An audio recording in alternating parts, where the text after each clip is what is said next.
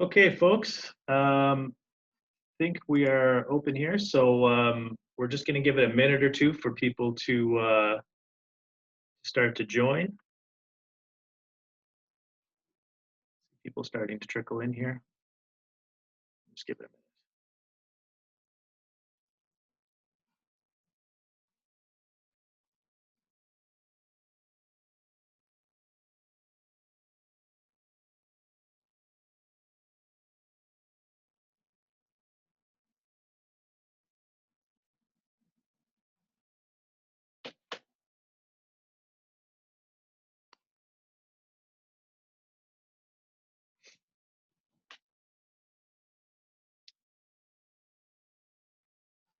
Okay, excuse me. All right, so good afternoon, everyone, or morning or evening, wherever you happen to be. Thank you for joining us, and welcome to episode 5 of the Atlantic BioCon Virtual Speaker Series. Hopefully everyone's doing well and staying safe. My name is Ryan Duff. I am a senior consultant with BioApplied, as well as program manager for the Nova Scotia Innovation Hub. I'll be your host for the next hour. Been mostly behind the scenes for the first few episodes of the series. So we've had some great moderators, so hopefully I don't mess it up too badly. Before we kick off, a few housekeeping items. So the session is being recorded, and we will make it available afterwards through social media or through email to everyone that registered. After the presentation, we'll have some time for some Q&A. You'll see at the bottom of your screen a Q&A tool. Please use this as opposed to the chat window because we record the questions, and that lets us follow up. And the chat window will not really be as actively monitored as the Q&A tool, so please use that.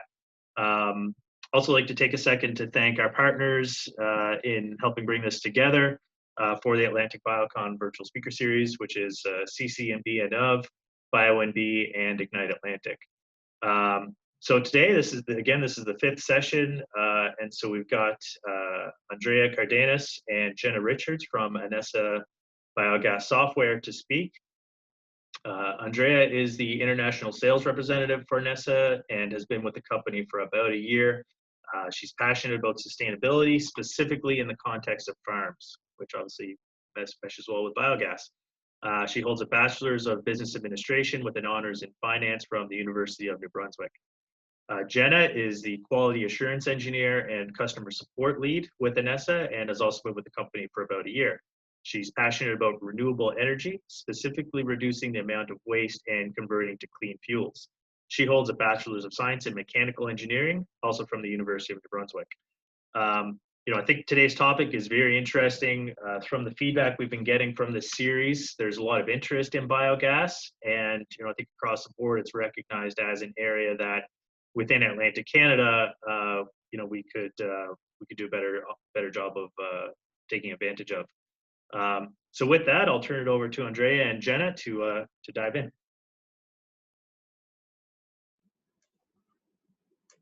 Wonderful, and good afternoon, everyone. I'm just going to begin sharing my screen.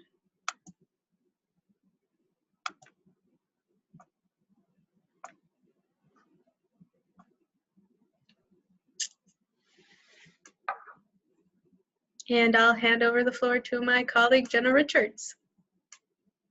Great. Thank you, Andrea, and good afternoon, good morning, everyone.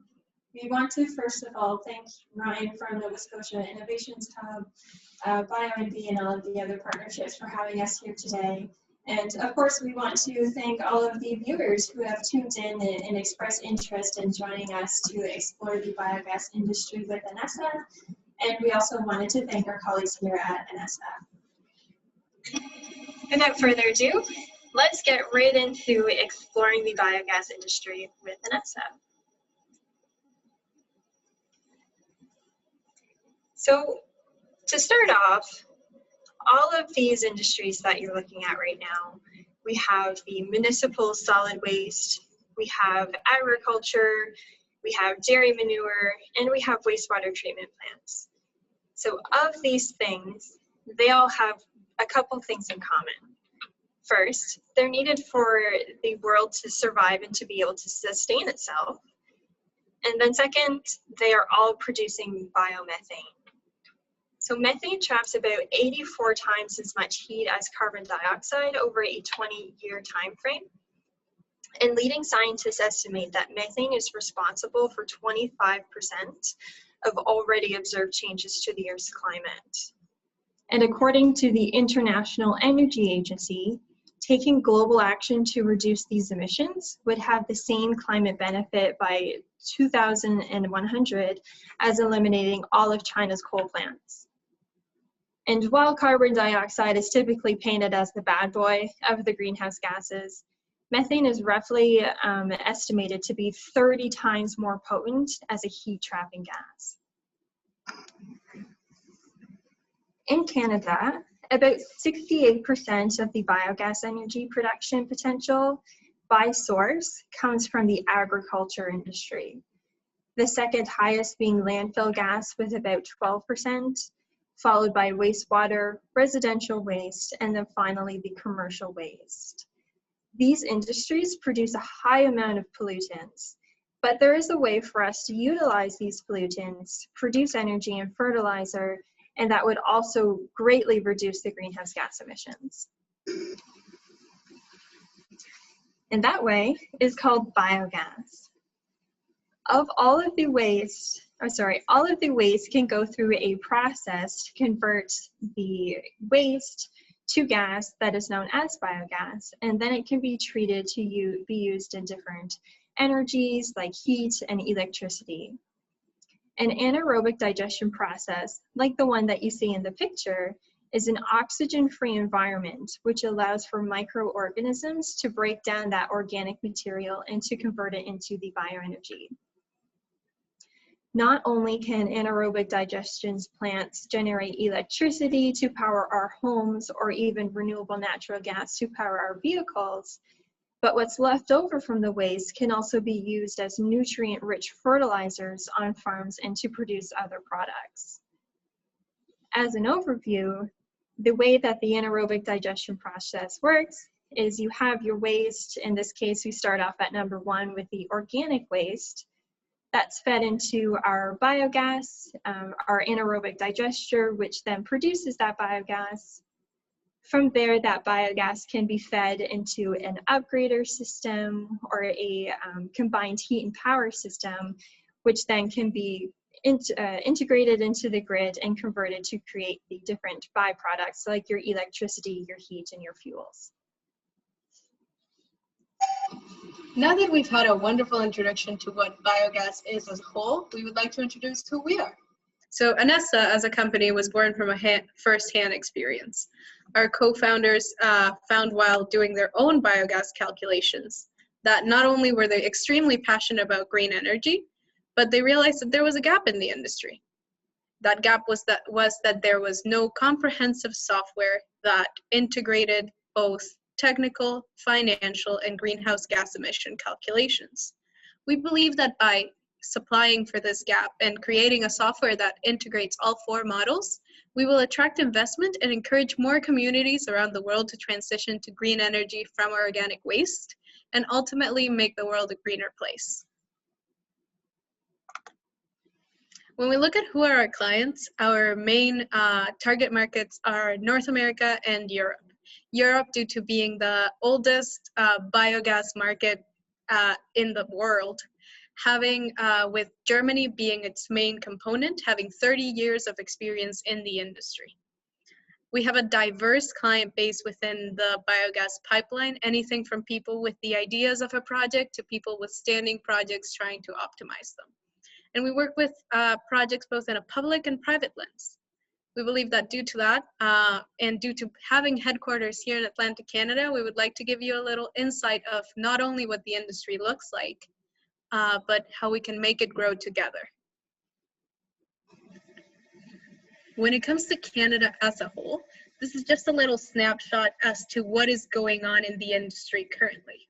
As of right now, we can see that 196 megawatts of power are produced every year in Canada, only by biogas plants, and 5 million gigajoules of RNG are also produced. This is all in a year, and this is enough power to power 60,000 homes in 1 year. Most of the applications of biogas within Canada only produce electricity, and the second highest production being both electricity and heat.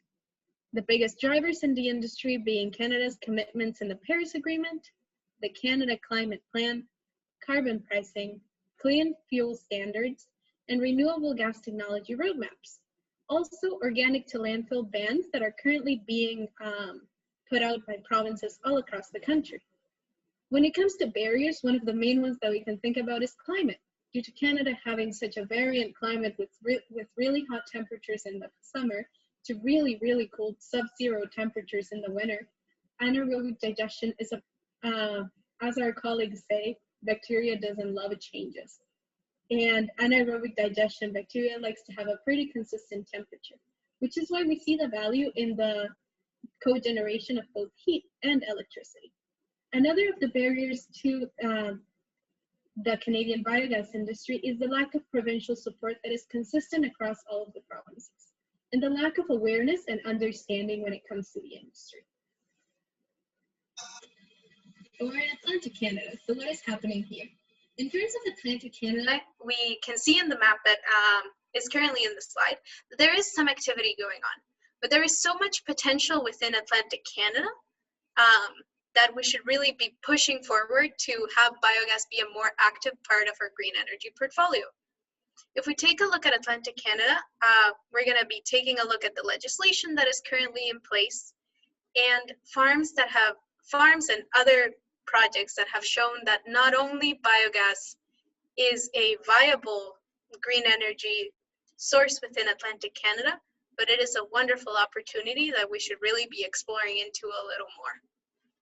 After that, we will also be going into a case study that just proves our point a little further. When we look at New Brunswick, we can see that New Brunswick has no laws to support the development of biogas projects. That being said, there is a number of regulations that need to be met to build a biogas plant. As of right now, there are 11 acts that a developer must meet before building a biogas plant. Amongst those acts, we have the Air Quality Regulation Act, the Water Quality Regulation Act, the Clean Water Act, Petroleum Product Storage, Crown Lands and Forest Act, Provincial Building and Regulation Community Planning Act, the Boiler and Pressure Vessel Act, the Fire Prevention Act, the Transportation of Primary Forest Products Act, and the Forest Products Act, which at the end of the day, due to the lack of support, it might make the industry look like a lot of red tape. That being said, there are some biomass and biogas projects within New Brunswick. The first one being the Twin Rivers Paper, the Irving Pulp and Paper, and lastly being LaForge Environmental. LaForge Environmental being the focus case study that we will be exploring for New Brunswick. In the rural community of Saint-André, and among the fields of potatoes and other agricultural production, the LaForge dairy farm generates enough electricity to power 1,000 to 1,200 homes, thanks to vision, innovation, and a hard-working biogas digester and no small amount of organic waste supplied by their own farm and the nearby agricultural industry. They integrated the idea in 1995, having done research for 14 years before implementing it. In 2009, Jacques Laforge, along with his children Louise and Rock, began the process to set up and integrate the biogas system that would connect to New Brunswick's power grid, the first of its kind to operate in New Brunswick. The anaerobic digestion system is a state-of-the-art system that breaks down organic waste, creating the flammable gas that we know as biogas.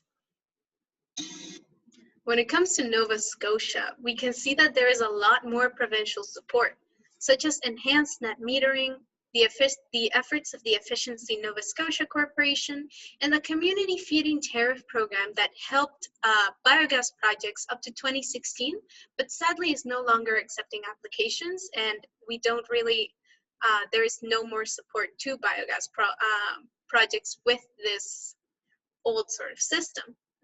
In terms of large-scale projects, we have the Digby Municipality, the Windmill Holsteins, and the Courthouse Hill Farm. The Courthouse Hill Farm being our main focus as of right now. This farm is a generational farm that produces mostly dairy, beef, wild blueberries, events, and of course, bioenergy. It is located in Gore and uses waste from the farm along with green bin and grocery waste to generate enough electricity to power 300 homes. Founded in 2016 and completed in 2019, it connects to the Nova Scotia power grid, and it is just another proof of how well biogas works within farms. When it comes to Prince Edward Island, we can see that 10% of energy in PEI is currently supplied by biomass and biogas, which includes wood, sawmill residue, and municipal waste. PEI Energy Systems in Charlottetown uses municipal waste and wood biomass to supply thermal energy to commercial, residential, and institutional buildings in the city. There are many biomass resources in PEI that, if developed sustainably, could contribute to additional incorporation of renewable energy and into the province's overall energy mix, reducing the greenhouse gas emissions. The government of PEI will also undertake feasibility studies for the use of biomass and biogas in the urban and local community, district heating systems, and potential for cogeneration facilities in the island's utilities. When it comes to the biggest projects, there is one biogas project in PEI that will be our focus during this slide, which is the Cavendish Farm Plant, which has reduced the emissions of the Cavendish farm by 60%. All the feedstock that is currently used within the plant used to be just waste that was used as animal feed and used to be trucked away by the tons in just a myriad of trucks. According to the company, generating biogas allowed it to reduce its dependency on fuel oil by 30%, reducing greenhouse gases by around 35,000 tons, the equivalent of taking 7,300 cars off the road for 1 year. Now, with the implementation of this biogas plant that has been running successfully for 10 years, all the waste that comes out of the plant is only one truckload that gets carted off to the farms as either compost or fertilizer. When we look at Newfoundland and Labrador, we can see that there is a lot of provincial support, especially the Biogas Electricity Generation Pilot Program, which was established in 2014 to encourage the development of biogas power and generation in Newfoundland and Labrador and generate electricity for its systems. Newfoundland and Labrador also has a net metering policy, which was announced in 2015. Net metering allows utility customers to generate power from small-scale renewable sources for their own use and supplies surplus power to the utility when available.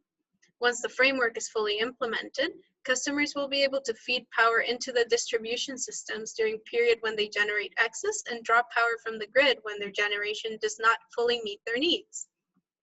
That being said, there are no biogas projects within Newfoundland and Labrador that we could find their names within the public domain.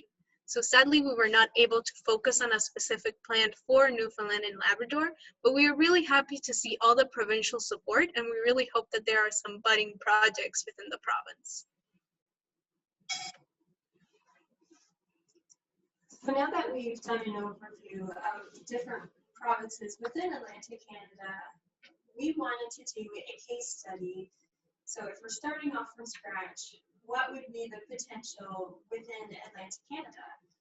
So the case study was based off of our team here at anessa and using our anessa software products. And for this case study, we decided to look at 3 different scales Of the facilities. Using data provided from Statistics Canada, we considered 3 different opportunities. The first being a single farm, where the numbers used within the platform were derived from the average number of animals provided through Statistics Canada. The second case study, we used a cluster of farms. So if multiple farms combined their waste, what would that potential look like? The third case, we wanted to look at a cluster of farms, but also off-farm feedstocks. So that feedstock would come from the municipal solid waste and also the source-separated organics. in the Maritimes, the largest agricultural waste is actually barley. And the dairy cow, not surprisingly maybe, produces the most amount of our manures. And for that reason, this is why we considered a simplified case using these two feedstocks as a basis for all three of our cases. Aside from the agriculture and the farm waste, what is something that every community will always have? Wastewater treatment plant sludge and source separated organics. So this would include our sewage and our decaying foods. And for that reason, we decided to use that for our third case study because we will always have those feedstocks available to us. From the side, we see that for each of our three cases, we have an outline of the different feedstocks that we've considered. For the feedstock usage, our single farm, we considered about 2,600 tons per year, and then that in turn produced about 147,000 biogas every year. For the cluster of farms, the quantity of feedstock drastically increased to about 34,000 tons a year, which would then produce about 2.5 million meters cubed of biogas every year.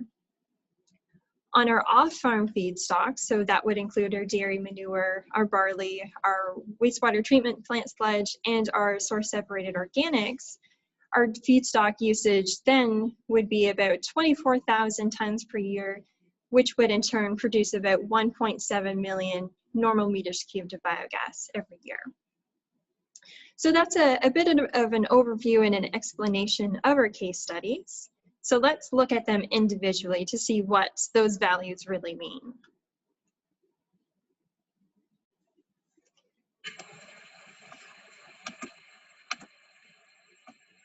For our single farm case study, from those values, we can see that the total electricity that's produced is about 280 megawatt hours.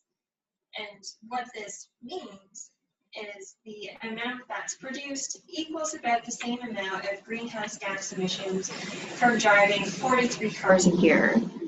Or we could also use that electricity to power about 23 homes every year.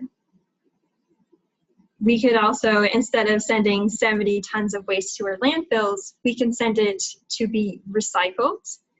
And then the yearly net income for this single farm case study equaled about 25,000 Canadian dollars every single year.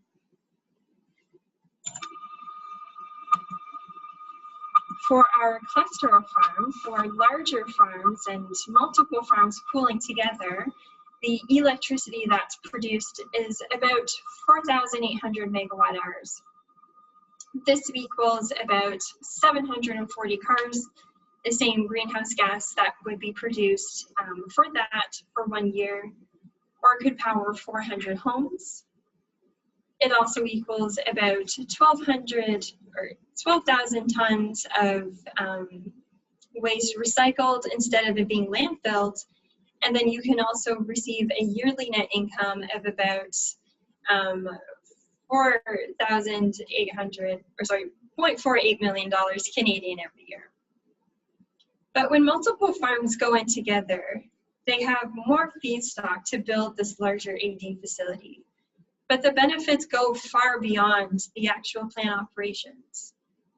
When visiting a plant in Germany, our coworkers were telling us a story. They were talking with the farm owners, and what they found is that by working together, these farmers were able to then collaborate, and they understood the different challenges that each of the farmers were facing.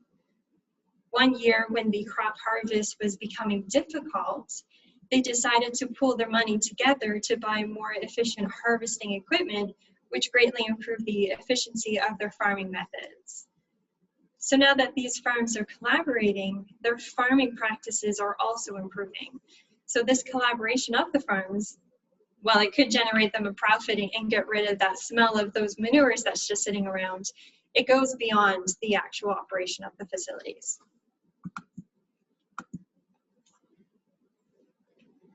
Looking at our off-farm feedstock case study now, when we start to integrate sources that come from our municipalities and our landfill that would either be compostable, we can see that the total amount of electricity that's produced is about 3,400 megawatt hours, which equals the same amount of greenhouse gas emissions as driving 20 cars every year, or could power about 300 homes instead of sending 820 tons to the landfill. We can then recycle that, and the net income would be about 0.72 million Canadian every year.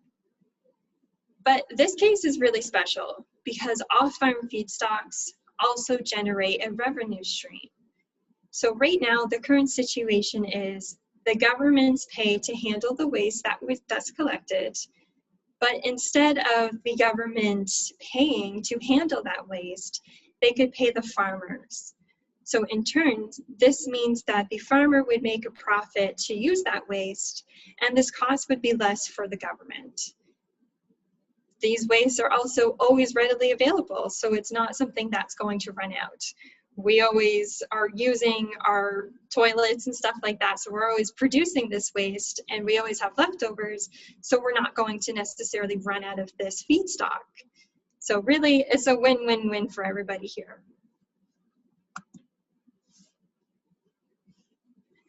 Looking at the case studies and comparing them, and looking at more of a financial analysis, we wanted to show you what the cumulative cash flows would look like for all three of our cases. From the diagram that you're looking at, the three different graph lines represent our single farm, our cluster of farms, and then our feedstock mixture, our off-farm feedstocks. And for all three of these cases, we can see that over the course of a 20-year project lifetime, it does all generate positive cumulative cash flows. So what that means is a single farm, it is possible to have an anaerobic digestion plant that will generate income. And then on the larger scale, you can, of course, generate a lot more income when you have more readily available feedstocks to you.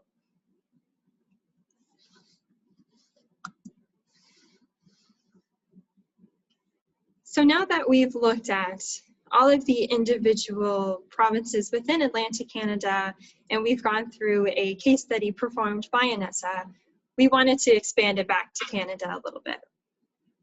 So the current situation within Canada, or the current potential, the growth of the biogas industry could bring the following.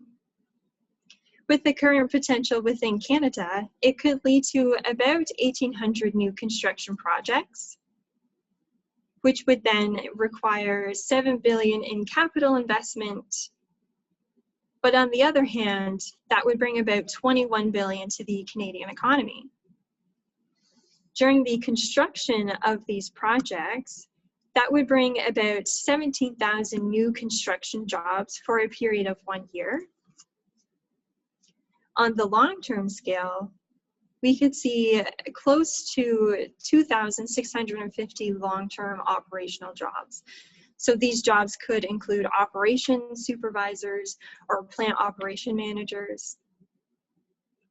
Also within Canada, we could see close to 100 new and expanded companies. So these companies could include system designers, developers, equipment suppliers, and laboratories. So within Canada, we have the ability to expand all of the different industries, and we do have the potential to create those jobs and that income that we need within Canada. And just as a summary, we just wanted to bring attention to a couple points within the presentation. For example, that 68% of the potential for biogas in Canada comes exclusively from one industry, that being agriculture. And that this industry not only is currently supplying 60,000 homes with electricity and has a potential to supply a whole lot more. Not only that, but anaerobic digestion plants are a great solution to converting waste into energy, which is one thing we're trying to get rid of and one thing we will always need. As of right now, there are 13 operational plants in Atlantic Canada, but they do face a lot of drivers and challenges. The biggest driver also being the main challenge, which is provincial support. But anessa, as a company that is headquartered in Eastern Canada, believes that there is potential here in the Maritimes. And companies like anessa are, well, we're here to help. Is there any questions? Okay, that was fantastic. Thanks, guys. Yeah, so very well done. So we'll kick off the Q&A portion here now. Just a reminder, as questions come in, please use the Q&A tool as opposed to the chat. We'll be fielding them there. We'll get to as many as we can. We've got a couple in here now, and of course my mouse does not want to cooperate. All right, there it is. Okay, so there was a question about in the case study work, when you mentioned barley, is that barley straw? Yeah, so that's a great question. What we considered as barley, we considered barley silage. So that's what we use primarily as the barley element of our feedstock there. Okay, and I think you had this one on the slide, but maybe if you could just go back to it. But how much feedstock was assumed for both the single farm and the clusters of farms in terms of tons of manure? So the amount that were displayed on the slides was an overall, but I can tell you the individual quantities for each of those. Just having a look here. So for the single farm case study, we considered about 2,000 tons a year of the dairy manure. And then for the cluster of farms, we considered about 4,000 tons, I think it is. Just have to do a quick calculation.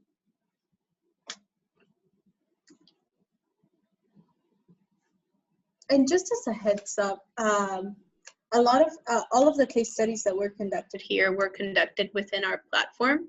So it's just taking Jenna just a couple clicks to get to the available feedstock quantities, but all of this data, specifically like the amount of feedstock used per year, was taken from a Stats Canada on the average amounts of waste of farms within Atlantic Canada. And so to answer that question specifically, for the single farm, we considered about 2,000 tons a year of dairy manure. For the cluster of farms, we considered about 22,000 tons of dairy manure per year. And you have a sense of, say a typical farm within Atlantic Canada, is that fairly average? Is that like, I know there's a difference in scale of farms between Atlantic Canada and, say Alberta, for example. Mm-hmm. Are those volumes typical of Atlantic Canada, do you think? Yeah, they are. So the way that we had based this modeling off of comes directly from Stats Canada, as Andrea mentioned. Yeah. And so the numbers that we used assumed that the average farm had about 88 cows per farm. So that's an average of all of the farms within Atlantic Canada. Gotcha. So that's where those numbers are being derived from. Okay, gotcha. Okay, another question came in. So for the cash flow projections for these case studies, I guess would that also have come from Stats Canada for the cash flow projections, or was that separate? So in this case, the cash flow projections actually came from one of our softwares that we offer. So within our softwares, we're able to predict the cash flows like the one that was presented in the slides. We can also project different economic metrics like NPV, IRR, payback periods. So all of the values like that came directly from our platforms. And not only that, but I'm noticing your question, Jennifer, and I can see that you're wondering if these models are likely to change in the near future. And one of the wonderful things that we have within our platform is that we have a built-in sensitivity analysis that allows us to see which variables can kind of make and break that cash flow and can kind of make and break that project, and can give us a better scope of the sensitivities within the project and how they could change, so we can get right to the truth of what that case study could look like. And this leads to another question that was asked. So, you know, within those projections and variables, how important is the distance from, I guess this is especially true for off-farm feedstocks, but how important is it that the feedstock is close by, or, you know, what's that kind of radius or distance to where, you know, it remains economically viable? So I think to answer that question, of course, there is an economic impact. The farther you have to travel to take the feedstock from where it is to get it to the digester. In this case, since Atlantic Canada, you can range the distances. We don't have an exact radius of what that might look like in order to turn a project viable or not viable. But with our software in particular, you're able to quantify that distance and that cost to then integrate it within the modeling to be able to predict how that distance and that cost of transportation would impact those models.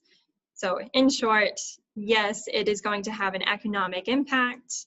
How much of an economic impact really relates to the distance that's required to transport it, and also the method of transportation. And that method, I would assume that's typically, you know, trucked from somewhere nearby. Yeah. Yeah. Mm-hmm.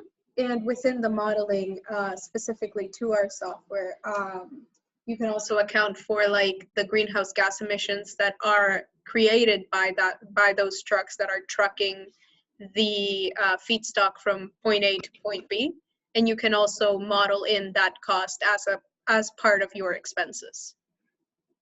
Excellent. Okay. You know, there've been increasing discussions both at the provincial and national level around carbon pricing, you know, cap and trade, carbon offset systems. How much has that factored into the projects that you've seen within Canada, Atlantic Canada, and, you know, how is that differed from the ones that you've seen in Europe? Absolutely. So one of the main differences that I can speak to is, for example, if we look at the effects of LCFS and Rinne in the United States versus the European market. So LCFS and Rinne is a model that is based on giving a incentive based on the quality of the feedstock. So quality of the feedstock, meaning having a preference for single feedstock being only manure. So we see an increase in the United States of single feedstock, just manure plants, that we do not see in other markets, for example, the UK or France and other markets as such, of these single feedstock sort of plants. Whereas in other places, since biomethane production is sort of the optimization goal, we see a lot more like feedstock mixing, for example, mixing manure with food waste, or mixing potato waste with municipal sludge. So I think it is those regulations make a difference for each country's definition of optimization, would be like the biggest difference that I could say I have noticed across markets. Okay, so yeah, I think you kind of answered this question, but yeah, so what is there a policy or some type of regulation that leads to that difference of, you know, in one jurisdiction there's more mixing versus another jurisdiction it's really all just a single feedstock? What leads to that? It is due to the regulation itself. So okay. As we see in the States, for example, Rinne is a regulation that is based on what you are putting into the digester. So you get more money if you put only manure. So of Oh, I course, see. most Okay. people put only manure. Yeah. Okay. But we do have seen that due to new legislations that are coming out in Quebec or in BC, we are seeing more projects and more movement within Canada in those areas due to new regulations popping up. Okay. Yeah, it seems as though, the regulations are continually popping up as I guess in some cases it can be, a driver, or I think you mentioned in New Brunswick it was, 11 different acts that someone had to, that a project proponent would have to, factor in. Is there kind of one, within Atlantic Canada at least, and this likely differs province to province, but, was there kind of one biggest hurdle that you could point to that you've seen that is preventing the adoption of more programs, or is it kind of across the board? I feel like it is a mixture of things. One, it is the knowledge about the industry. So like just having it be a more mainstream knowledge for farmers or people who deal with waste management would be like the first thing. Secondly, implement a thing that we have seen that has worked quite well in other provinces and other states and other countries as a whole is an organic to landfill ban. So banning organics from going into a landfill kind of puts people into a place of, okay, what do I do with this organic waste? And they kind of have to look for new decisions and new ways to kind of be a little more sustainable in that manner. Mm-hmm. So those would be like the two biggest things that I can think of.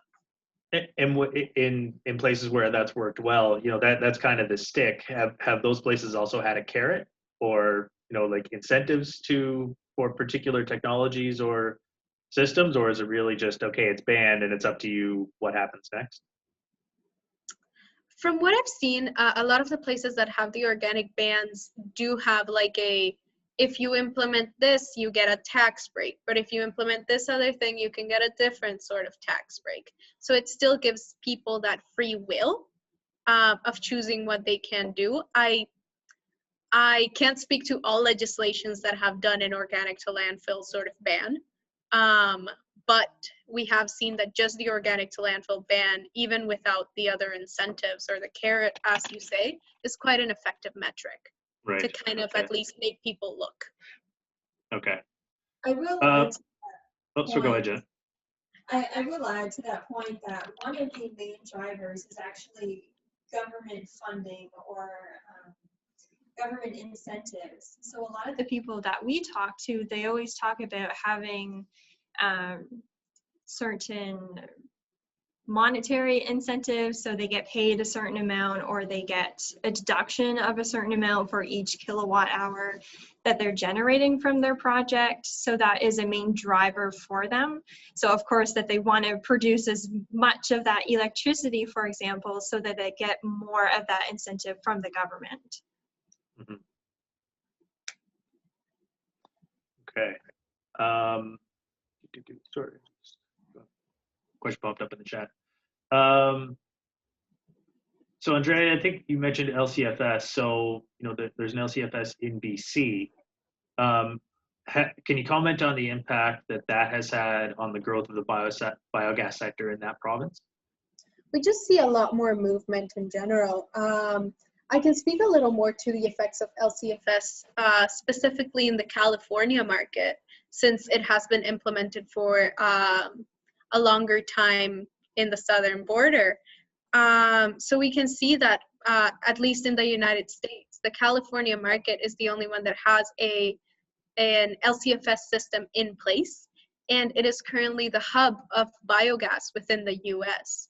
So by leading by example, I think that a similar sort of pattern could follow with BC, as we already see movement within that market thanks to that incentive. Interesting. Okay.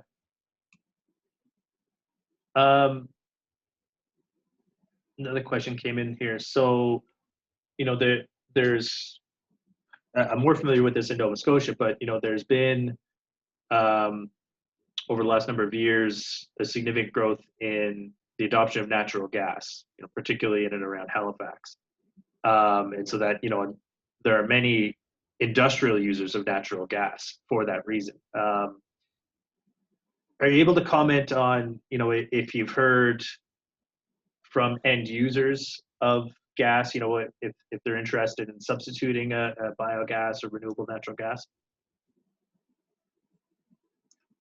Within Atlantic Canada, I would say we haven't heard of anything like that.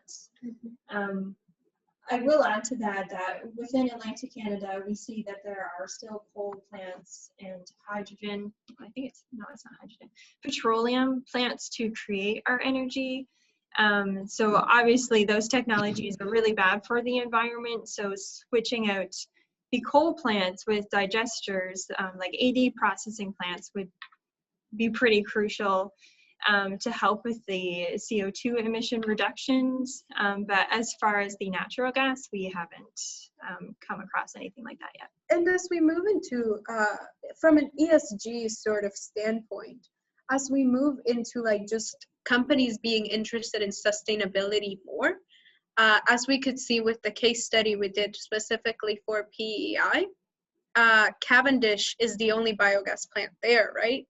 And we could see that their emissions were cut down, their dependence on fuel was cut down, and their waste was cut down massively. So if Atlantic Canadian corporations were to see that success case and have it like sort of just sort of have it top of mind, I think it would be a little easier for them to adopt that. Yeah, and I think for them, I mean, they're at such a scale that, there's not many that are at that scale, but, to your point on bringing together clusters of farms or having farms bring in off-farm feedstocks, I think that, seems to be a model that could apply to more organizations that are not at the scale of Cavendish. Mm-hmm. Yeah, absolutely. Can you speak to, have you seen initiatives like that, where groups of farms are coming together and, say, for example, forming a co-op or something like that? Have you seen a lot of farms doing that? I guess what's the best way to go about that? We have seen quite a lot of that, not only in mature markets, but in markets such as Canada. There are even like digester groups within Ontario that are just farms that got together and pooled their waste and got into making a digester. So I think it's, one, it is having an idea. So it's like the start, and having that entrepreneurial spirit, and seeing the waste that is around you, seeing the farms that are around you within that sort of reasonable sort of distance that it would make sense to bring in the waste, and then seeking a feasibility study and seeking a scoping study to see if it is a feasible idea to put a biogas plant with that cluster of farms, or if you need to bring in more farms, or if it is feasible in that manner. So I think, one, it is a thing of knowledge, and I think, two, it is a thing of making resources available for farmers to know if this is a good option for them. Mm-hmm. And so I guess that's where a software like yours would come in and help them make that decision about, which technology to use, or whether it's economically feasible for technology X based on the types and volumes of feedstocks that they have and where they're coming from, right? Yeah, so our software doesn't give specific technology recommendations. Like, we don't tell you buy a digester from this place. But we do tell you if like the amount of feedstock you have is going to give you X amount of methane and X amount of net income in the next 5 years, or how long it will take for this possible project to pay back and become positive. And have you seen, is that information then in so I'm a rep of a co-op, that information I can then take and use that to, that becomes the basis for my financing that I go gather to put this project together? Yeah, exactly. Okay.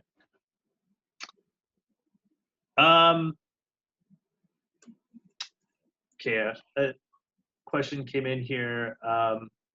can your platform be extended or integrating, or can it be extended or integrated to include biohydrogen? So as opposed to biomethane, biohydrogen. Then a comment, OERA and Heritage Gas just completed a study on hydrogen.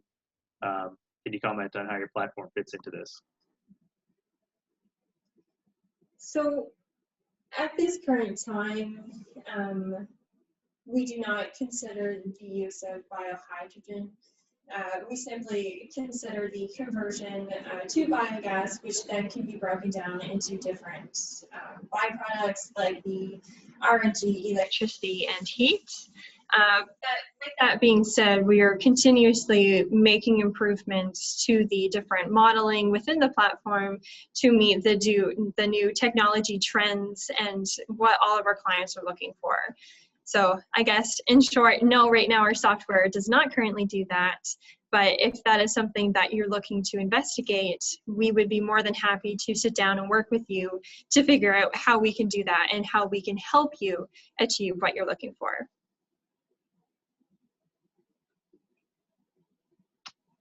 All right, excellent. We're starting to come up to time here, so we'll start to wrap it up. You know, for someone that, or you know, for someone or a group of folks that are just starting on down this road, you know, is there kind of a key aspect, or what's the key criteria for them? Like, where do they start? What's the first thing that they should do? Is say, okay, I've got either a farm or, you know, there's a collection of us. Where do they start? I would say the biggest thing is securing your feedstocks. You really should have an idea of what you have available to consider, and then that will really set the scale of your project, whether it's your single farm, your cluster farm, or your off-farm feedstocks. That would be step number one. What kind of resources do you have available to you, and in what quantities? And then from there, I would also recommend reaching out to platforms like anessa to help you do your feasibility studies, to help build out your cases, to see if what you have, if it will be profitable.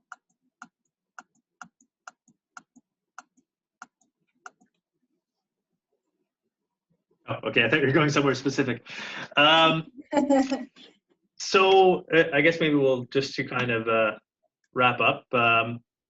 What attracted you to the biogas sector? What do you love about biogas? I actually, in university, I was fortunate enough to take a technical elective in the field. So that's what really piqued my interest. Being a green-hearted person, I want to embrace the world of bioenergy because that's something that we always are going to produce. So to limit our footprints, this is something that we can do to help us achieve that. So that's one of my main reasons and my main drivers to working within this field, because I think it's such an opportunity and potential, and it's not really being explored here in Canada, which I think is such a shame.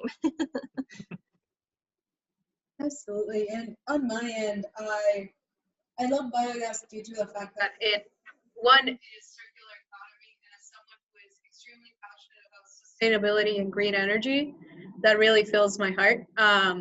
But two, I love the fact that biogas is so centered around farms, since my family has been a farm owner for generations, specifically cows and specifically dairy cows. So I was just more than happy to kind of like delve into an industry that is so passionate about farming, sustainability, and green energy as a whole. Awesome. And does your family have a digester on their farm? Not yet. I guess they should probably speak with you.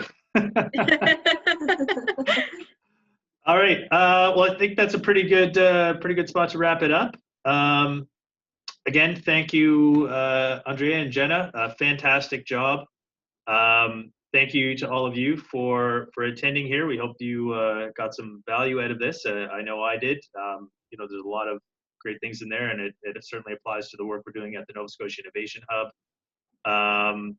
Again, I'd like to recognize the partners in the Atlantic BioCon Virtual Speaker Series, BioNB, CCNB-Innov and Ignite Atlantic.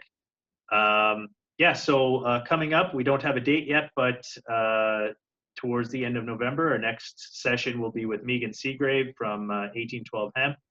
And so keep your eyes peeled for an announcement on that. And with that, we'll wrap it up. Thanks a lot, everybody. Thanks, everyone. Thank you.